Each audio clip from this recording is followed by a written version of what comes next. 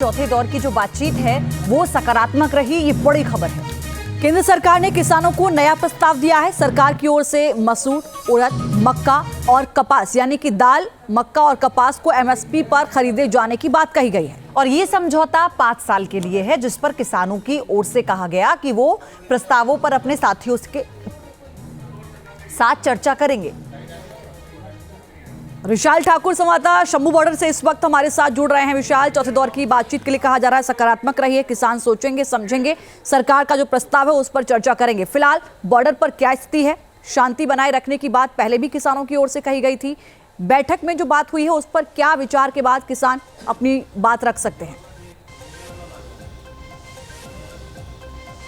देखिए, बिल्कुल जिस तरह से कल चंडीगढ़ में केंद्रीय नेताओं और किसान नेताओं के बीच में बातचीत हुई थी, करीब 4 घंटे ये बातचीत चली और जब केंद्रीय नेता बाहर निकले थे तो उन्होंने साफ तौर पर कहा था कि 4 फसलों पर एमएसपी जो है वो अगले 5 सालों तक दी जाएगी और सहकारी सभाएं जो है वो अगले 5 साल तक एमएसपी पर इन चारों जो मक्का है, चाहे दालें हैं या फिर कपास है, इनको 5 साल तक खरीदेगी। उसके बाद किसानों ने कहा कि हम अपने जो अन्य जथेबंदियां हैं या फिर विशेषज्ञ हैं उनसे बातचीत कर जो है निर्णय लेंगे।